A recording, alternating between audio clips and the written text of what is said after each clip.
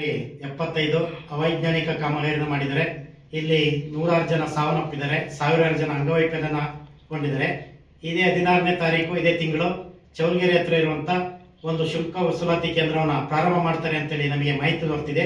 ಈ ಮಾಹಿತಿಯನ್ನು ಇಟ್ಕೊಂಡು ಅಲ್ಲಿ ನಾವು ಬೃಹತ್ ಪ್ರತಿಭಟನೆ ಮಾಡಬೇಕು ಅಂತೇಳಿ ಕರ್ನಾಟಕ ರಕ್ಷಣಾ ವೇದಿಕೆ ಆಲೂರು ತಾಲೂಕು ಘಟಕದ ನಟರಾಜರವರ ಅಧ್ಯಕ್ಷತೆಯಲ್ಲಿ ಹೋರಾಟ ಹಮ್ಮಿಕೊಳ್ತಾ ಇದ್ದೀವಿ. ಏನ್ ಹೋರಾಟ ಹಮ್ಮಿಕೊಳ್ತಾ ಇದೀವಿ ಅಂದ್ರೆ, ಸ್ಥಳೀಯರಿಗೆ ಯಾವುದೇ ರೀತಿ ಒಂದು ಪಾಸ್ನ ವ್ಯವಸ್ಥೆ ಇಲ್ಲ, ಮತ್ತೆ ರಸ್ತೆ ವೈಜ್ಞಾನಿಕವಾದ ರೀತಿನ ಮಾಡಿಲ್ಲ, ಸೂಚನಾ ಫಲಕಗಳಿಲ್ಲ. ನೀವೆಲ್ಲ ಗಮನಿಸಿರ್ಬೋದು, ಸಾರ್ವಜನಿಕರು ನೀವು ನೋಡ್ತಾ ಇದ್ರಿ, ಆ ಒಂದು ಶುಲ್ಕ ವಸೂಲಾತಿ ಕೇಂದ್ರ ಅದು ಕೂಡ ಅವೈಜ್ಞಾನಿಕವಾಗಿದೆ.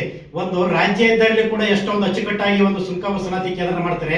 ಆ ಸುಂಕ ವಸೂಲಾತಿ ಕೇಂದ್ರ ಅವೈಜ್ಞಾನಿಕ ಇರುವಾಗ ಅದನ್ನು ಉದ್ಘಾಟನೆ ಮಾಡಕ್ಕೆ ಯಾಕೆ ಬಿಡಬೇಕು ಅಂತೇಳಿ ನಮ್ಮ ವಿರೋಧ. ಅದನ್ನು ಉದ್ಘಾಟನೆ ಮಾಡಕ್ಕೆ ಯಾವುದೇ ಕಾರಣಕ್ಕೂ ಬಿಡಲ್ಲ. ಬೃಹತ್ ಮಟ್ಟದ ಹೋರಾಟನ ಮಾಡ್ತೀವಿ. ಆಲೂರು ಸಮೀಪದಲ್ಲಿರುವ ಚೌಲ್ಗೆರೆ ಸುಂಕ ವಸೂಲಾತಿ 16/12/24 ಪ್ರಾರಂಭೋತ್ಸವ ಇದೆ. ಇದರ ವಿರುದ್ಧ ಕರ್ನಾಟಕ ರಕ್ಷಣಾ ವೇದಿಕೆ ಹೋರಾಟ ಹಮ್ಮಿಕೊಂಡಿದೆ. ಕಾರಣ ಇಷ್ಟೇ, ಇಲ್ಲಿ ಆಲೂರಲ್ಲಿ ಏನು ಚೌಲ್ಗೆರೆ ಗ್ರಾಮದಲ್ಲಿ ಸುಂಕ ವಸೂಲಾತಿ ಮಾಡ್ತಿದ್ದಾರೆ, ರಾಷ್ಟ್ರೀಯ ಹೆದ್ದಾರಿ ಸಂಪೂರ್ಣ ಆಗಿಲ್ಲ ಒಂದನೇದು. ಎರಡನೇದಾಗಿ ಸರ್ವಿಸ್ ರೋಡ್ಗಳು ಎಲ್ಲೂ ಸರ್ವಿಸ್ ರೋಡ್ ಮಾಡಿಲ್ಲ. ಒಂದು ಫ್ಲೈಓವರ್ ಆಗಲಿ ಸರ್ವಿಸ್ ರೋಡ್ ಆಗಲಿ ಸರಿಯಾಗಿ ಮಾಡಿಲ್ಲ. ಎರಡನೇದು ಏನು ರಾಷ್ಟ್ರೀಯ ಹೆದ್ದಾರಿ ಅವರು ಮಾಡಿದ್ದಾರೆ, ಅವೈಜ್ಞಾನಿಕವಾದ ರಸ್ತೆ ಮಾಡಿದ್ದಾರೆ.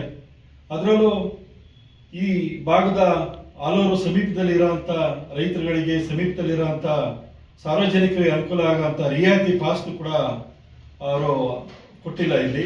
ಯಾಕೆ ಅಂದರೆ ಈ ಭಾಗದಲ್ಲಿ ರೈತರು ಇರೋದ್ರಿಂದ ಕೃಷಿ ಜಮೀನಿಗೆ ಪದೇ ಪದೇ ಹೋಗ್ಬೇಕಾದಂಥ ಸಂದರ್ಭ ಬರುತ್ತೆ. ಹಾಗಿರುವಾಗ ಪಾಸ್ ಕೊಡದಲ್ಲೇ ಅವರು ಈ ಟೋಲಲ್ಲಿ ದುಡ್ಡು ಕಟ್ಟಿ ಹೋಗೋಕ್ಕಾಗಲ್ಲ.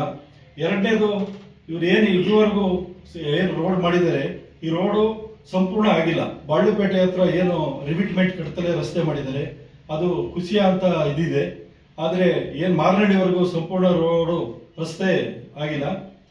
ಇವರು ಏನು ರಾಷ್ಟ್ರೀಯ ಹೆದ್ದಾರಿಯವರು 27 ತಿಂಗಳಾಗಂತ ಕಾಮಗಾರಿನ ಸತತ 8 ವರ್ಷ ಆಗಿದೆ. ಇದಕ್ಕೆ ಏನು ಕಾರಣ ಅಂದರೆ, ಸ್ಥಳೀಯ ರಾಜಕಾರಣಿಗಳು, ರಾಷ್ಟ್ರೀಯ ಹೆದ್ದಾರಿ ಪ್ರಾಧಿಕಾರದವರು ಇವರು ಏನು ಡಿಲೇ ಮಾಡ್ತಾ ಇದ್ದಾರೆ, ಅಷ್ಟು ಅವರು ಈ ರಸ್ತೆ ಸರ್ವಿಸ್ನ ಸರಿಯಾಗಿ ಮಾಡ್ತಾ ಇಲ್ಲ. ಅದರೊಟ್ಟಿಗೆ ವಿಶೇಷವಾಗಿ ಇವತ್ತು ಈ ಭಾಗದಲ್ಲಿ ಒಂದು 200-300 ಜನ ಸಾವನ್ನಪ್ಪಿರ್ತಾರೆ. ಇವರು 7 ವರ್ಷದಲ್ಲಿ ರಸ್ತೆ ಮಾಡೋದ್ರಲ್ಲಿ 300 ಜನ ಹತ್ತತ್ರ ಸಾವನ್ನಪ್ಪಿದ್ದಾರೆ.